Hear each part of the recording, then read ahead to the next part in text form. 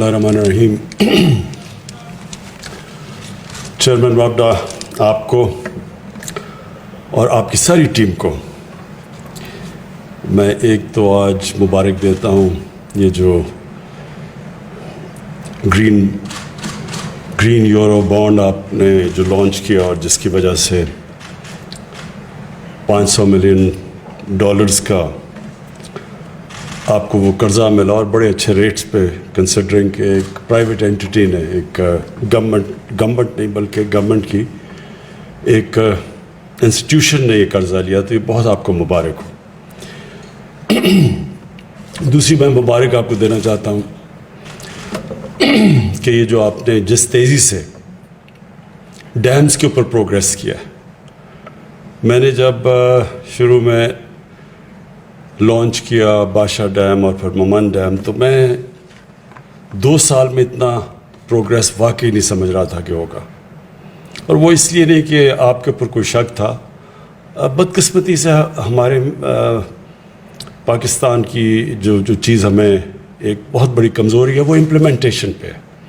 ہم پروجیکٹس کر بھی دیتے ہیں، اس کی امپلیمنٹیشن بڑی سلو ہوتی ہے، اور میں ابھی بھی جو اپنی 2.5 سالہ حکومت میں بھی میں دیکھ رہا ہوں کئی چیزیں ہماری امپلیمنٹیشن ٹائم سے بہت پیچھے ہے۔ تو جو میں نے آپ کی مومن ڈیم اور بادشاہ ڈیم میں جو پروگریس دیکھا، میں اس لیے خاص طور پہ آپ کو اس چیز کی خراج تحسین پیش کرتا ہوں کہ بڑا زبردست پروگریس ہے۔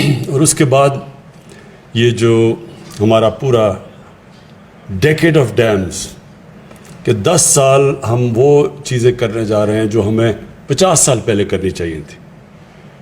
مجھے افسوس سے کہنا پڑتا ہے کہ جو اس ملک کا پوٹینشل ہے، جو ایک وقت جب میں اور شوکت ترین ہم جب پاکستان میں بڑے ہو رہے تھے، تو پاکستان کا ایک بڑا مختلف سٹیٹس تھا دنیا میں۔ 68 کے اندر پاکستان کی جو اکانومی تھی ایشیا میں 4تھے نمبر پہ تھی۔ سارے جتنے بھی ایشین ٹائگرز تھے یہ سب ہمارے سے بہت پیچھے تھے، اور پاکستان ایک سمجھا جاتا تھا کہ پوٹینشل، ایک بلکہ کتاب بھی نکلی تھی جس میں پاکستان کو سمجھاتا تھا ایشیا کا کیلیفورنیا بننے جا رہا ہے۔ تو ہم بڑی تیزی سے آگے جا رہے تھے، اور اس کی ایک بہت بڑی وجہ ہماری پلاننگ کمیشن تھی۔ پاکستان میں لانگ ٹرم پلاننگ ہو رہی تھی، اور تبھی بڑی جو 2 ڈیمز بنی وہ تبھی بنی کیونکہ ایک لمبی سوچ تھی، آگے جنریشنز کی سوچ تھی۔ اور وہ جو لانگ ٹرم پلاننگ تھی جو اصل بنیاد رکھتی ہے ایک عظیم قوم کی، جب تک آپ لانگ ٹرم پلاننگ کریں نا، اگر آپ الیکشن ٹو الیکشن پلاننگ کریں گے کبھی بھی قوم ترقی نہیں کر سکتی۔ لانگ ٹرم پلاننگ ہی ہوتی ہے جو وہ اپنے بچوں پہ انویسٹ کرتے ہیں، آپ اپنے لوگوں کے اوپر ویلیو ایڈ کرتے ہیں، آپ آگے سے سوچتے ہیں کہ دنیا کس طرف جا رہی ہے، پہلے سے پلان کرتے ہیں، کیونکہ آپ کے بچے کو 5 ایک الیکشن کے اندر تو تیار نہیں ہوتے فیوچر کے لیے، آپ کو لمبی پلاننگ کرنی پڑتی ہے۔ اور وہ جو لانگ ٹرم پلاننگ تھی وہ ہر شعبے میں مسنگ تھی۔ میں وہ بات کر رہا ہوں کہ جو اب ہم پیچھے رہنا شروع ہوئے، تو وہ جو 60s میں ایک پاکستانی میں کانفیڈنس تھا، ایک ہوپ تھا، وہ آہستہ آہستہ ہم نے نیچے زیادہ دیکھا۔ اور یہ جو پچھلے 30-35 سال ہیں، یہ اس کے اندر، یعنی میں اپنا بتاتا ہوں، جب میں ہندوستان سے کرکٹ کھیل کے جب پاکستان آتا تھا 80s کے اندر بھی، تو لگتا تھا کہ ایک غریب ترین ملک سے امیر ترین ملک میں آ گئے، اتنا کانٹراسٹ تھا ہندوستان اور پاکستان میں۔ اور یہ جو 1985 کے بعد یہ ملک نیچے جانا شروع ہوا، ہندوستان بھی دیکھتے دیکھتے آگے نکل گیا ہمارے سے۔ لیکن جو سب سے حیرت انداز چیز ہے وہ یہ کہ بنگلہ دیش جب ایسٹ پاکستان علیحدہ ہوا تو یہاں ہم لوگوں سے سنتے تھے کہ جی ہمارے اوپر بوجھ پڑا ہوا ہے بہت بڑا، وہاں سائیکلون آ جاتا ہے، وہاں تباہی میں جاتی ہے، ہم عام ڈرائنگ رومز میں سنتے تھے۔ اور جب وہ علیحدہ ہوا تو انہوں نے کہا چلیں اب پاکستان پروگریس کرے گا۔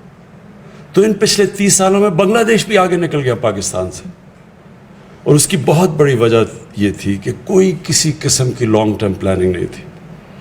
اور جو ہم نے بجلی بھی بنائی، وہ بجلی بھی شارٹ ٹرم پلاننگ کے اندر اور بدنیتی کے اوپر بھی کئی دفعہ، جس کی وجہ سے آج ہماری سب سے بر صغیر میں مہنگی بجلی ہے.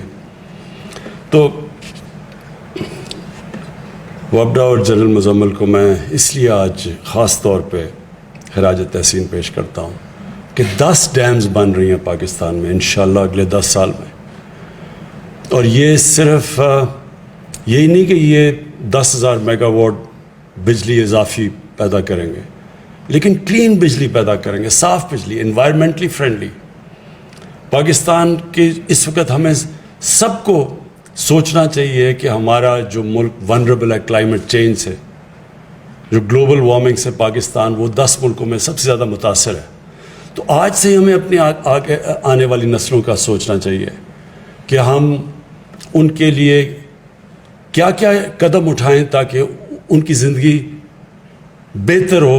یہ نہ کہ ہم ایک وہ پاکستان چھوڑ کے جائیں کہ ان کے لیے عذاب ہو پاکستان. تو اس کے اندر یہ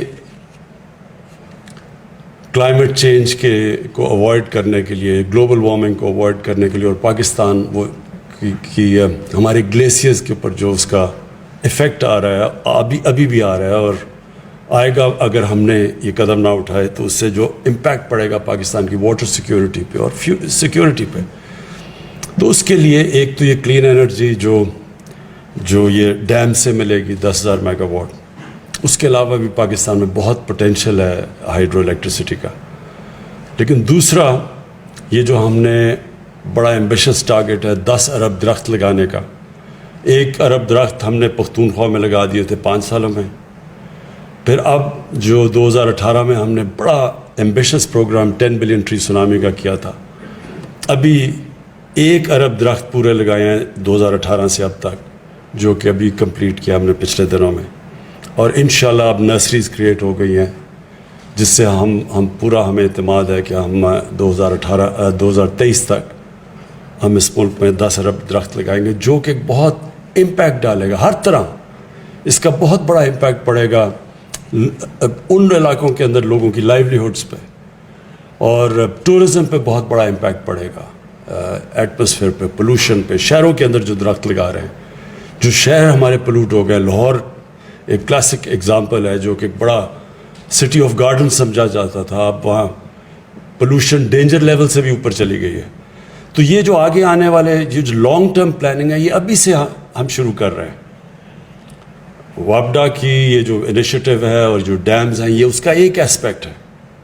دوسرا اسپیکٹ یہ جو ہم درخت اور پوری پلاننگ کر رہے ہیں کہ ہم نے کیسے آگے سے اپنے علاقے پرزرو کرنے ہیں. جو ہم اب 15 نئی نیشنل پارکس بنا رہے ہیں اور ان کو پرزرو کرنے کے لیے پورا پلان کر رہے ہیں. اور اس کے بعد جو ہم اپنے انیشیٹوز ہیں کہ جو ہمارا جو ویٹ لینڈز ہیں ان کو ریچارج کرنے کے لیے فلڈ واٹرز کا استعمال کریں گے. اور انشاءاللہ یہ مینگرووز ہیں جو کہ ہم اس کے اندر اضافہ کرنے کی پوری کوشش کر رہے ہیں.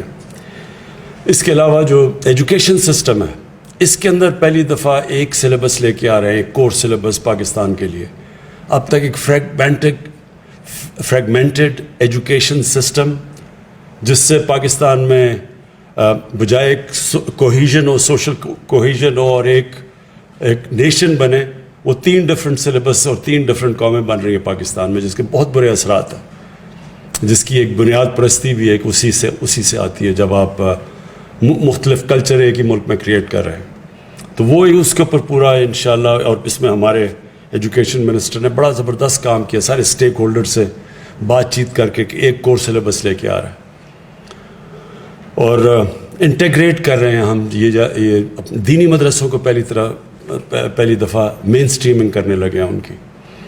اور اس کے بعد جو ہیلتھ سسٹم ہے ہمارا، بہت poor doctor hospital to population ratio, اور پھر ڈاکٹرز ٹو پاپولیشن، خاص طور پہ نرسز ٹو پاپولیشن بہت لو ریشو ہے پاکستان میں. تو اس کے لیے بالکل ایک انقلابی چیز لے کے آئے ہیں، ہیلتھ کارڈ. ہیلتھ کارڈ کا مطلب کہ سارے پختونخوا کے اندر اور پنجاب میں اس سال کے اینڈ میں سب شہریوں کے پاس ہیلتھ کارڈ آ جائے گا. اس سے کیا ہوگا کہ کہیں بھی دیہات کے اندر لوگوں کے پاس کسی ہسپتال میں اپنا علاج کروا سکتے ہیں. اور اس سے کیا ہوگا کہ پرائیویٹ سیکٹر پہلی دفعہ اس کو انسینٹیفائز کر رہے ہیں ہیلتھ سیکٹر میں آنے کا. اس کا مطلب انشاءاللہ ہاسپٹلس کا جال بچ جائے گا پرائیویٹ سیکٹر کا. گورنمنٹ کے پاس تو کبھی بھی پیسہ نہیں اتنا زیادہ ہاسپٹلس بنانے کا. تو اس سے ایک پورا ایک ہیلتھ سسٹم، یہ ہیلتھ کارڈ نہیں ہے، ہیلتھ سسٹم ہے. یہ بھی فیوچر کے لیے بڑا ضروری ہے، کیونکہ پاکستان میں ہماری جو بیسک ہیلتھ ہے وہ بہت کمزور ہے. ہماری چائلڈ مورٹیلٹی ہے، ہماری جو عورتیں پریگننسی کے ٹائم پہ مرتی ہیں وہ سب سے دنیا میں ہم بدقسمتی سے اوپر ہے. نیوٹریشن کا بہت بڑا ایشو ہے، اس کے اوپر پورا پروگرام لے کے آ رہے ہیں. اسٹنٹنگ کے اوپر، یہ ساری لانگ ٹرم پلاننگ میں آپ کو بتا رہا ہوں. اور پھر آبویسلی جو اکنامک ڈیولپمنٹ ہے، اب ویلتھ کریشن کی طرف جا رہے ہیں، کیونکہ ابھی ہم نے اپنی اکانومی تو اسٹیبلائز کر لی، لیکن ہمارے پر قرضے چڑھے ہوئے ہیں. قرضے تو تب اتریں گے جب ملک میں ویلتھ کریشن ہوگی. تو ویلتھ کریشن کے لیے جو چیزیں کر رہے ہیں ہم، اب کنسٹرکشن کو پوری طرح پاکستان میں 2 شہر اس وقت، لاہور میں ایک سینٹرل بزنس ڈسٹرکٹ اور جو راوی سٹی ہے، یہ بہت میگا پروجیکٹس ہیں. اور انشاءاللہ کراچی میں جو بنڈل آئلینڈ کا پروجیکٹ ہے وہ بھی ایک بڑا ایک نیا شہر بنانے کا. یہ ساری چیزیں ویلتھ کریٹ کریں گے. پھر جو انڈسٹری کو ہم پروموٹ کر رہے ہیں، انڈسٹریلائزیشن کی طرف جا رہے ہیں. پہلی دفعہ اتنی گروتھ ہوئی ہے لارج اسکیل انڈسٹری کے اندر. تو انڈسٹریلائزیشن 60s کے بعد سب سے زیادہ انسینٹیوز دے رہے ہیں انڈسٹری کو. اور پھر جو ایگریکلچر ہے، جو اس کی بیک بون ہے ملک کی، اس کے اندر ریکارڈ گروتھ ہوئی ہے اس بار. لیکن اس سے بھی ابھی ہم نے بہت آگے جانا ہے. سیڈ ڈیولپمنٹ کے نئی ٹیکنیکس آ گئی ہیں. لائف سٹاک، پاکستان میں اتنی زیادہ گائے بھینسیں ہیں، لیکن ہم سوکھا دودھ امپورٹ کرتے ہیں، کیونکہ ہم نے کبھی کوشش ہی نہیں کی ان کی جینیٹک امپروومنٹ کے اندر کہ 6 گنا زیادہ دودھ دیتی ہیں باہر کی بھینسیں گائے. تو پاکستان میں کیا ہم دگنی بھی کر دیں تو پاکستان نیٹ ایکسپورٹر ہو جائے گا. تو یہ ساری چیزیں انشاءاللہ اب ایک لانگ ٹرم کی طرف جا رہے ہیں. جو یہ میں جس وجہ سے آج یہاں خاص طور پہ یہ جو آپ کو خراج تحسین پیش کرنے آیا تھا، کیونکہ یہ ہے لانگ ٹرم. یہ جو 10 ڈیم ہیں، اگر 50 سال پہلے یہ بن چکی ہوتی، اس سے جو پاکستان میں جتنا ہمارا ابھی تک پانی ہے 14 MAF ہے، تو جب یہ 10 ڈیمیں بنیں گی، اتنا ہی اور پانی اویلیبل ہو جائے گا، جس سے 1 لاکھ ایکڑ زمین ایریگیٹ ہو سکے گی مزید. اور اس کی ہمیں ضرورت ہے، کیونکہ ہماری آبادی بڑھ رہی ہے، ہمیں اور زیادہ پیداوار کی ضرورت ہے. تو اس سے 1 لاکھ ایکڑ زمین جب اس سے ایریگیٹ ہوگی، یہ جو ایکسٹرا تقریباً 12 MAF ہم ان ڈیمز کی وجہ سے پانی سیو کریں گے، تو اس سے بھی انشاءاللہ پاکستان کے اندر ایک اپنی فیوچر کو ہم پروٹیکٹ کریں گے. یہ ہماری فوڈ سیکیورٹی بھی ہے، نیشنل سیکیورٹی بھی ہے. تو پھر سے آپ کو اور آپ کی ٹیم کو خراج تحسین.